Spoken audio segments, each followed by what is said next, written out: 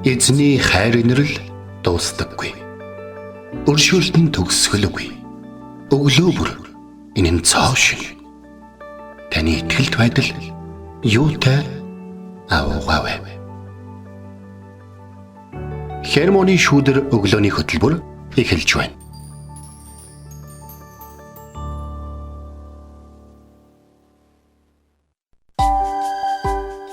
Өглөөний мэнд. Өглөөний мэнд өргөе. Итгэл радиогийн эфирээс Хермоны шүүдэр өглөөний хөтөлбөр эхлэхэд бэлэн болсон байна. Эфирт пастор Сайнаа болон хөтлөгч Оминаар ажиллаж байна. Сонсогчдаа сайхан амарсан уу? Тэгээ сайхан шинэлцгээсэн үү? За тэгэхээр хаврын тэргүүн сарын шиний нэгэн гэж манай монголчуудын хувьд бол маш чухал тооцогдох. Зүүн Азтай хэдийгээр бид Аз хүмүүс боловч маш өвөрмөц онцлогтойгоо тэмдэглэдэг гайхалтай цагаан сар хэмээх баяр бол өнгөрсөн өдрүүдэд бол болж одоо ч үргэлжилсээр байгаа. Тэгээд бид нар яг өөрийн гэсэн юмтай байна гэдэг нь маш их юм үнцэнтэй ах. Энэ хинийх юм, энэ бинийх, энэ хинийх юм, энэ биднийх, энэ хинийх юм, энэ биднийх гэдэг ч юм уу, бидний дундийнх гэдэг ч юм уу. Та өөрт хамаарах ямар нэгэн эзэмшил өвтөө байна гэдэг нь өөрөө маш чухал. Өнөөдөр бид энэ тухай бас ярилцсан. Тэгээд сонсогчдаа үнэхээр сайхан шинэлсэн үү? Та үнэхээр ганцаараа биш гэдгийг мэдэрсэн сайхан баяр байсан бахаа гэж бодож байна гэж. Тэгээ сар шиний баяр гэдэг хамтан садан гэр бүлэрээ цугладаг, халуун дот нуур амьсгал өрнөдөг ийм гайхалтай баяр байдаг. Тэгээд пастор сая өвгээд ирсэн чинь би энэ жилийн цагаан сараар нэг өвдөө болсон. За. Манай эмээ надад турган дээл бэлгэлсэн. Тэгээд насаараа хэрэглэхтэй ийм гоё дурсамжтай эмээгийн манд бэлэг надад бас өв болж ирсэн. Тэгээ бас пастрыг сая хэлсэн чинь бас санаанд орлоо. Тэгээ штэ. Ямар гоё юм бэ. Тийм тэгэхээр өнөөдрийн маань одоо номлол үгийн цаг маань ч гэсэн бас үүнтэй холбоотой явагдах болно. Тэгээ энэ 7 хоногийн турш бид дуулал номын дагуу суралцсан. Дуулал номноос суралцах нэ. Тэгээд сонсогчдаа бидэнтэй хамт байж хамтдаа дуулал номоор аялцгаая. Эзний одоо сайн дагалдагч те Давидын бичсэн тэр магтуу шүлгүүдээс түүхийн тэр гайхалтай бичвэрүүдээс бүгдээрээ суралцсан. Тэгээд үгийн цаг руугаа орохоос өмнө хамтдаа эзэн бурхнаа магтцгаая.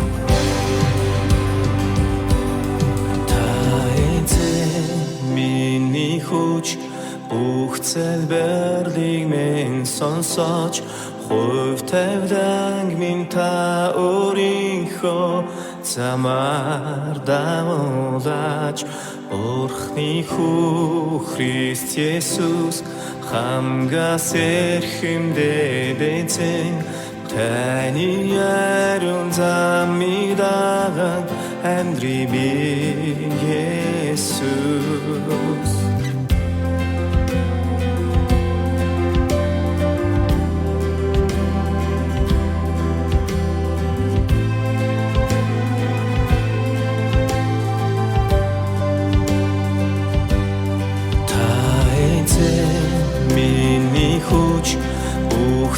Берлиг мен сонсож хувь тавьдаг минь та өөрийнхөө замаар дагуулж Бурхны хүү Христ Есүс хамгаас эрхэмдээд эзэн таны ярун замыг даган амьдрий би Есүс.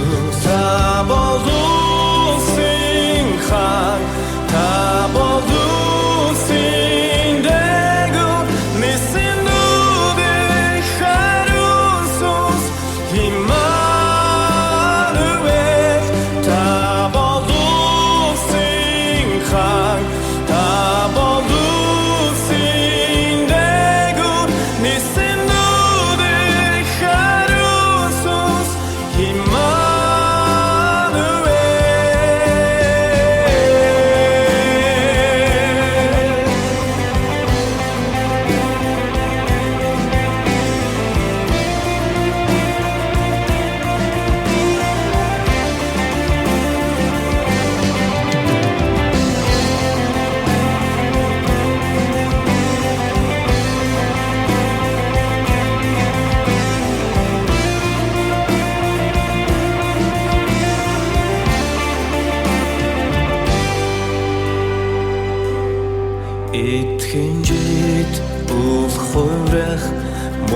химоход хашлагч таны амлалтор будунэн гэж би тэгнэ гүндалэг та хован агуулсуудыг нүлгэгч замийн зажорын үгээр намайг дагуулна та болуулсан хаан та болуулсан дээгүү нисэн дүүрэн хариусус Имануэл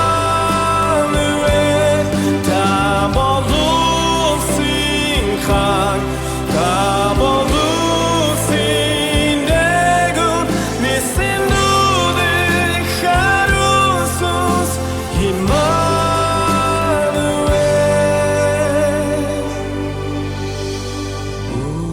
Үрдийн үрд бидэнтэй хамт Үрдийн үрд бидэнтэй хамт Үрдийн үрд бидэнтэй хамт Үрдийн үрд бидэнтэй хамт Имануэл та болуулсан хаан та болуулсан дээгүү нисэн дүүрэн хариусус Имануэл та болуулсан хаан та болуулсан дээгүү нисэн дүүрэн хариусус Имануэл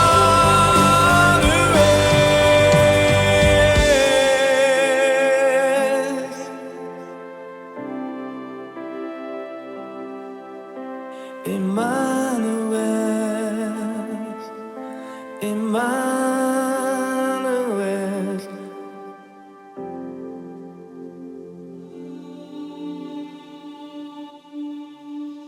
Өглөө бүр хайр инэрлээ надад сонсгооч. Танд л би итгэдэг үлээ. Явах замыг минь надад зааж өгөөч. Танд л би сэтгэлээ өргөн байна. Дуулал 143-ийн 8.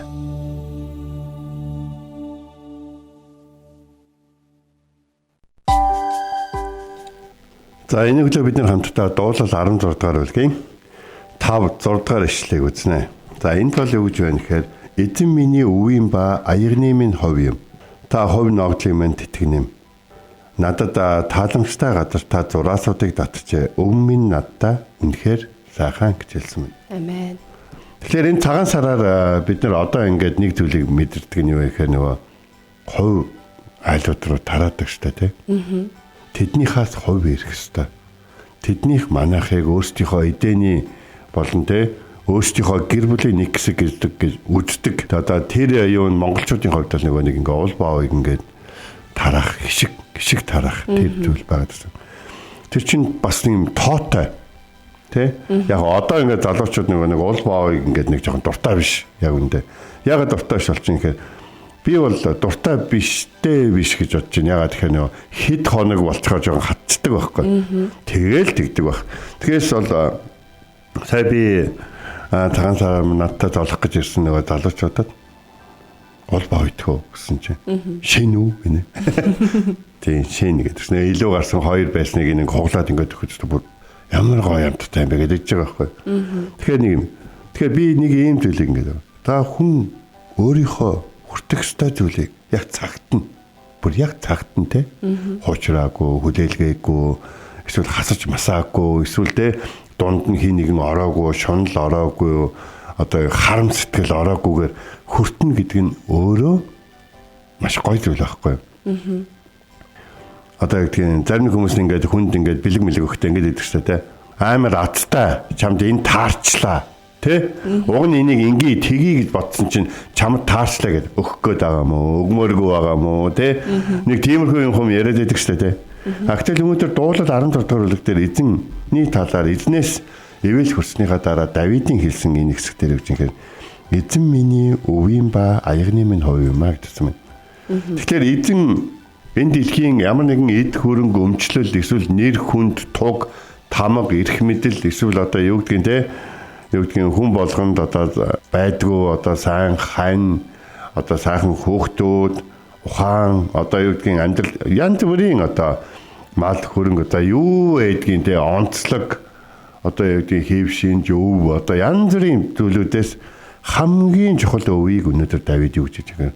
Бурхан өөрөө миний өв юм а гэж хэлж байгаа. Амен. Босод зүйлүүд булаагддаг, хураагддаг, хүн хадгалж чадахгүй бол буцаад авагддаг, тий? Эсвэл одоо юу гэдгийг өргөдөж алга болдог, илэгдэж одоо мууддаг. Тийм байгаад эзэн бурхан бол ерөөсөө тийм биш байгаа. Тэгэхээр бидний бурхан бол хүмүүс өөрсдөө бүтээсэн нөгөө шүтээнүүдээр шал өөр шүү дээ, тий?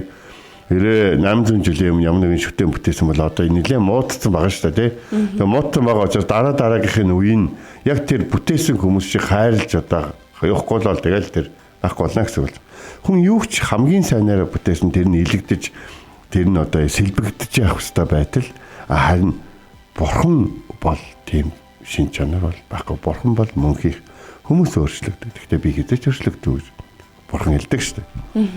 Тэгээ энд бид нэг зүйлийг их сайхан бодож ойлгох хэрэгтэй болж байна. Давид Израильчүүдийн хувьд бол өв оногдсон одоо өөрсдийнхөө одоо юу гэдгийг өөрийн гэсэн одоо ноогдол, хувь ноогдол гэдэг энд бичсэн байна. Хувь ноогдлын үнцнийг маш сайн мэддэг байсан.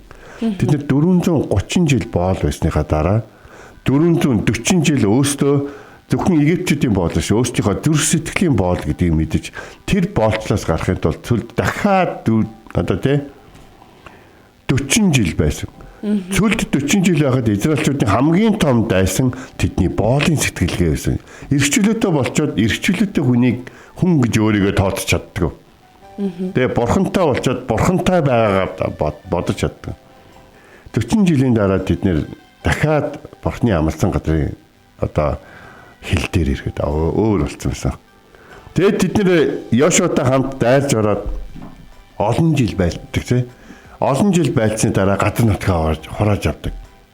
Хувааж авах үед тэд нэр бүр араа боол байсан хүндээ хөвж байгаа хөвтрэн хүртэл төрж байгаа хүүхдэн хүртэл өөрийнх нь эзний боол хүүхдэн төрхөөсөө өмнө ч олдогдоод боол гэж тоологдоод төрөн гут нь шууд боолын тоонд ордог. Бүр тэгж амьдарч исэн хүмүүс чинь өөрийн гэсэн газартаа болсон. Тэгээ өнөөдөр дэлхий дээр улс хүмүүстэй ингээ үнгүй газар олгодог улс их цөөхөн байдаг юм байна л да. Нэг нь Монгол улс. Тэгвэл тухайн үед бурхан өөрийнхөө ард түмэнд ингээд янз бүрийн уулсуудад ингээд янз бүрийн газрууд зарим нь тал газар, зарим нь одоо давстаа нуурын хажууд те, зарим нь ингээ өндөр уулын хажууд ингээд зарим нь айгүй юм нам дор газар те. Янз бүрийн газруудад ингээ ноогдол хувь ингээд яг ингээд зураасуудыг татаж өгсөн боловч хамгийн гайхалтай нь юу вэ?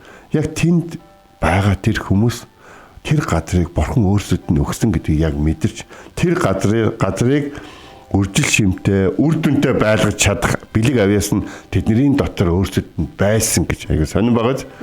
Тэгэхээр одоо бурхан яалтчгүй тариачин хүнд баахан малтай хамт ууланд хаяг байх нь шүү дээ.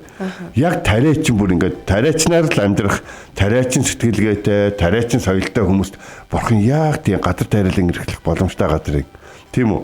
Мал адгуулах одоо тийм газар нь яг ингээд одоо ингээ уул мууланд юм чулуун муулагаар сайн юм хийдэг хүмүүс нь яг тэр одоо уул муулыг ингээд бурхан бол яг тэр 12 овог аймагт ингээ газар өгөхдөө бүр яг тэд нар тохирсон ноогдол газруудыг өгсөн байна. Тиймээс Израильчууд ингэж бурхан надад та яг хувь ноогдлын маань тэтгэдэг. Та маш тааламжтай газар, надад тааламжтай газар.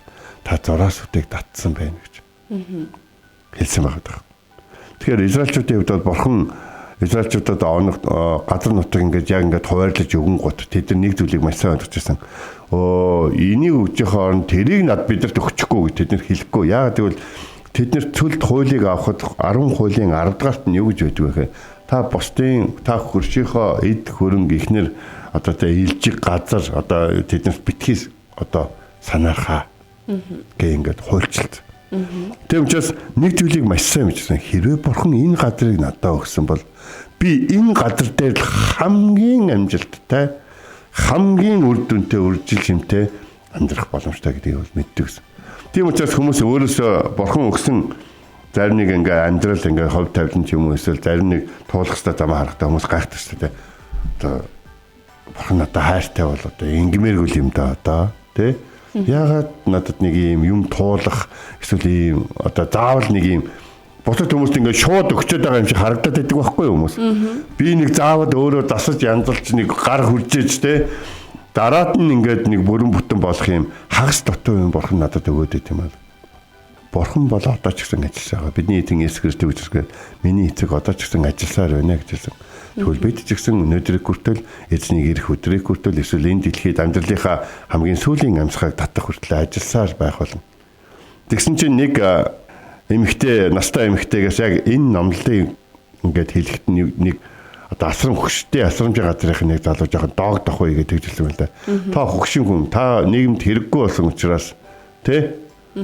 Та юуж байгаа юм биш үү гэдэг чиггүй.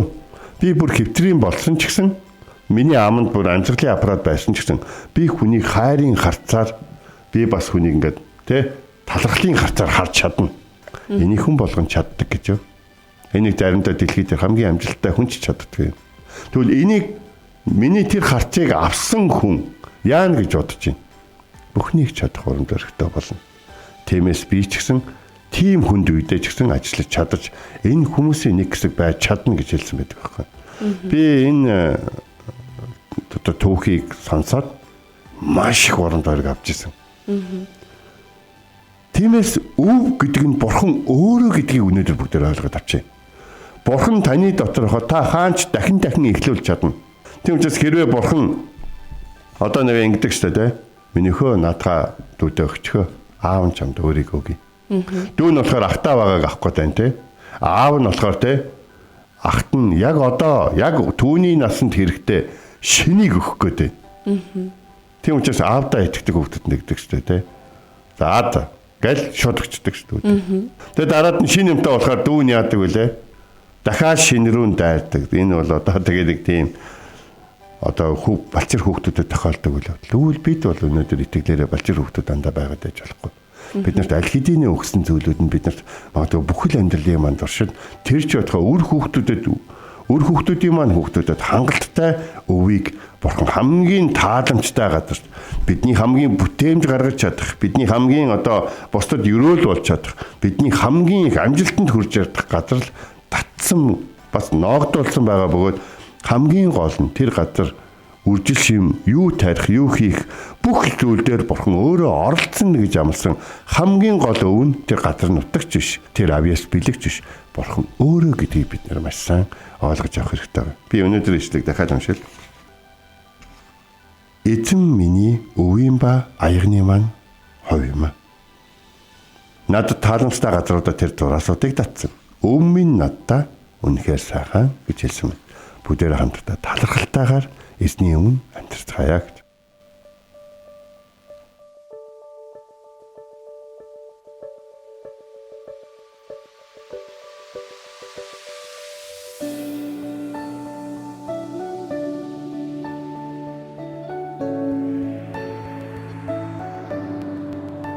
Олон зүйл хайсан орхосон сэтгэл төрөлсөн байж түнгүй би яаж гүн харанхуй донд ганцаараа байхад гэрлээ тусган замыг заасан би эзэнд найдан түүний өмнө байна бүхний өргөн байна амьдрал минь байна би эзэнд найдан түүний өмнө байна бүхний өргөн байна амьдрал минь байна түүний хайр надад ирж болцолгүй гэж харсан түүний юу надад ирж амьдралыг минь өөрчилсөн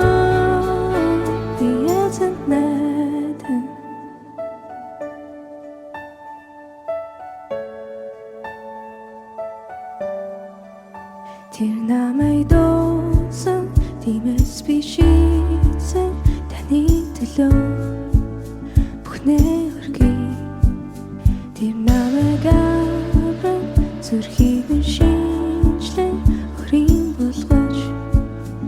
нэрийг өгсөн би эзэн найдан түүний юм байна бүхний өргөн байна амьдрал минь байна би эзэн найдан түүний юм байна бүхний өргөн байна амьдрал минь байна түүний хайр надад ич боцолгүйгээр харсан түүний юм надад ич амьдралын минь өөрчилсөн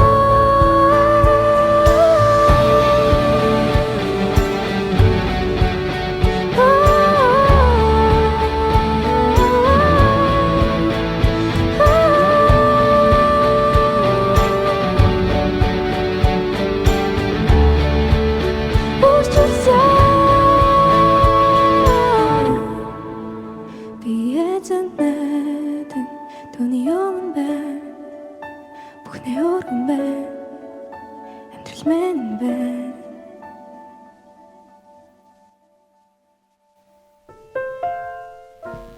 Амен. Өнөөдөр бид үгийн цагаараа дуулал 16 дугаар бүлгийн 5 6 дахь ишлэлээс суралцлаа. Эзэн миний өв ба аягны минь хувь юм. Та хувь ногдлыг минь тэтгдэг. Надад тааламжтай газарт хил татцаж өгчээ. Өв минь надад үнэхээр сайхан гэсэн ишлэлийг дагуу суралцлаа. Тэгээд Давид ингэж хэлсэн байна те. Тэгээд дам дуулууд буюу дуулал номны маань Миктам гэсэн байдаг. Тэр бол хөдлөшгөө, хувиршгөө, бат бөх гэсэн утгыг илэрхийлдэг. Тэгэхээр энэ дуулал номны маань эдгээр бичиж байгаа зүйлсүүд маань бурхан бол хизээж хөдлөшгөө юм а, хизээж хувиршгөө юм а гэдгийг илэрхийлж байгаа. Тэгээд эзэн Иесус ч бас энэ дэлхийд ирэхдээ бидний адил хүн болон ирсэн. Харин Есүсийг энэ дэлхийд хавчин гадуурхаж байсан те. Гэхдээ л Есүс Христийн хувьд бурхан бол түүний амар тайван, түүний баяр хөөр, түүний тэр аягны хувь байсан учраас тэр зовлон зүдгүүр байсан ч гэсэн тэр эзний амар тайван дотор байж чадсан юм аа. Тэгэхээр өнөөдөр бид эзнээс маш их ивэл, өрөөлийг хүртсэн. Тэгээд магадгүй үүнийгээ мэдэхгүй байгаа л та яг одоо мэдэрээ.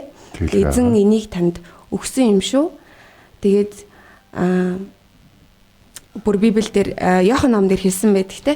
Бид эднийг амьтаа, бэлгсэн амьтаа байлгахын тулд ирсэн мэлээ гэж хэлсэн байдаг. Тэгэхээр бид энэ амьдралаа Бурхны хүслийн дагуу бүрэн дүүрэн амьдрах ёстой юм. Тэгээд та Бурхны дотор үргэлж баяр хөөртэй амьдрах ёстой юм шүү. Түүнийгээ санаарай гэж бас хэлмээр байна. Тэгэхээр жишээ нь одоо бид нэг ингээд хувь ноогдол гэдэг энэ зүйлийг ингээд бодохдоо зөвхөн танд хаягдсан зүйл гэж бодох хэрэгтэй. Бурхан танд хаягдсан. Өөр хин ч авахгүй. Бурхантай таныг авахгүй байгаа тахмал өөр хүнд өгчдөг нэг юм биш. Таны хэвээрээ мөнхөд үлдэнэ. Бүр мөнхөд шүү. Тийм болохоор Бурхан танд зориулсан газар, танд зориулсан агаар, танд зориулсан таны идэх зүйл, таны одоо тэ өгөх зүйл, таны бас авах зүйл ингээд Бурханы хувьд бол бүгд бол ингээд байдаг гэдгийг бодох хэрэгтэй. Гэтэ нэг зүйлийг аюулсаа ойлгох хэрэгтэй. Бид алдж байгаа эсвэл өгөх ёстой зүйлүүд дээр маш их анхаарал тавиад Бурханаас авах ёстой. Бурханаар өрөөгдөх тэр зүйлүүдтэй тоохгүй байгаад байгаа юм бол өөдгөл авсан зүйлүүдтэйгээ л яваад байна гэсэн үг шүү дээ. Тэгэхээр нөгөө нэг юм энэ дээр аягны тухай гарсан. Тэгээд би яг ингээд залбирхын өмнө энэ тухай албаар яригээд үлдээсэн. Надад ингээд хөдөө мөдөө авч явдаг аяг байдаг байхгүй. Бүр ингээд аягныхаа ингээд ууттай тий ингээд тэгээд тэр дээрээ ингээд эртний нестеранчуудын одоо юу гэдгийг Христ итгэлтнүүдийн одоо сүлдтэй тийм модон тагш байдیں۔ Тэгээд би сайн мэдээний аяллаар явахдаа тэрийг дандаа авч явдаг байхгүй. Тэгээд ингээд өвөр Монгол явах ч юм уу эсвэл Бурайд явах ч юм уу тэгээд орнд эсвэл ховд явах ч юм уу овс явах ч юм уу тэр аягаа авч яваад тэгээд аягаа гаргаж ирээд ингээд тэгээд нөгөө нэг яагаад би тэгж ийм гэхлээр зарим газар би өөрийнхөө аяг байхгүй бол тэнд надад өгөхийг хүссэн ч өгч чадахгүй байгаад байна.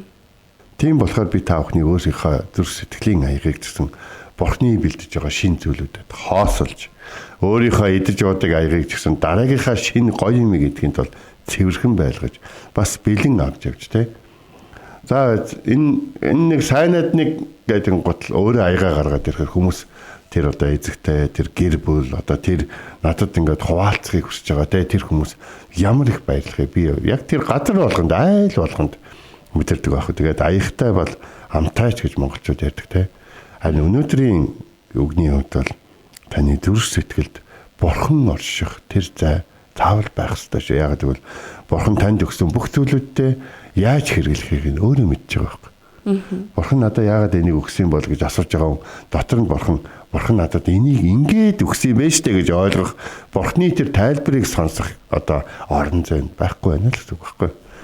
Тиймээс өнөөдрийн ишлэл бол маш их юм чухал шүү. Эзэн миний өв юм ба аягны хувь юм а гэдэг үгийг та бүхэн бичээд бас тэгээд тэр аягны хувь эзэн миний өв гэдэг тэр юм дээр эзэн танд өгсөн хань нээжил үр хөөгдтэй аж гуч настан буурал одоо бүгднгийн та ингээд надад өгсөн зүйлсүүд гэж харж байгаарай. Амен. Бусдад өгсөн зүйлийг та битгий хараарай. Хуулийн дагуу хориотой байдаг шүү. За ингээд бүгдээр хамтдаа эзний өмнө залбирах цагийг гаргая. Тэгээд бас нэг залбирлыг бас сануулж байна. Манай хөтлөгч Омигийн гэр бүлд бас ажил явдал болсон байна. Тэгэхээр бас бидэнд бас бидэнд өгсөн хүмүүс ч гэсэн бидний амьдрал цаг хугацаатай байдаг. Бид өөрсдөө ч цаг хугацаатай байдаг. Бурхны өгсөн зүйлүүд бүгдөө л цаг хугацаатай байдаг. Тиймээс бас бурхны талархал бас бурхны амар амгалан зармайлууд дээр байхын төлөө хамт залбирая. Орчлын ертөнцийг бүтээж биднийг хайрлаж, бидэнд төлөвлөж, бидний төлөө өөрийн цорын ганц хайртай хүүгээ өгсөн хайр инэрлийн нэгүслийн бурхан минь танд баярлалаа. Энэ цагаас өнөөдөр бид талархан залбирч байна. Бидэнд өгсөн бүх зүйлийн төлөө, бидэнд бэлдсэн бүх зүйлийн төлөө, бидний авч чадах бүх зүйлүүдэд бидэнд хүч болохын төлөө, бидний ойлгох хэрэгтэй бүх зүйлүүдэд бидэнд мэрэгэн ухаан болохын учир, бидний өөрийгөө буруутгаж зарим газар байх ёстой ёсгүйгээ бодоход биднийг өршөөсөн өөрийн цорын ганц хайртай хүүгээр биднийг аварсан учраас танд бид үнэхээр их талархаж байна. Тэгээ энэ цагаас өнөөдөр сар шинийн өдрүүдэд зарим хүмүүс баярлаж байгаа, зарим айл гэрүүдэд бас гашууд бас болж байгаа. Тийм учраас их эзэн минь хүмүүс бид таны өгсөн цагт ирээ, таны дуудсан цагт явдаг. Тийм учраас Омигийн гэр бүлийнхний дээр амар амгалан өгөөрэй. Хамаатныхын дээр айлуудын дээр бас амар амгалан өгөөрэй. Бурхан яагаад энэ бүхнийг хийж байгааг ойлгох, тайлбарлах, ухаарах, цаашаа амьдрах хүч чадлыг өгөөрэй гэж тайлбарлаж байна. Өнөө өглөө бидэнд ийм гайхалтай үгийг өгсөн танд талархан бидний эзэн бидэнтэй хамт оршигч Есүс Христийн нэрээр залбирэн гойлаа. Амен. Энэ хүрээд манай хөтөлбөр өндөрлөж байна. Итгэл радиогийн эфирээс Хермоны шүдэр өглөөний хөтөлбөр танд хүрлээ. Хамт байсан сонсогч танд баярлалаа. Маргааш өглөө энэ цагтаа эргээд уулзцгаая. Эзэн таныг харж хандах болтугай.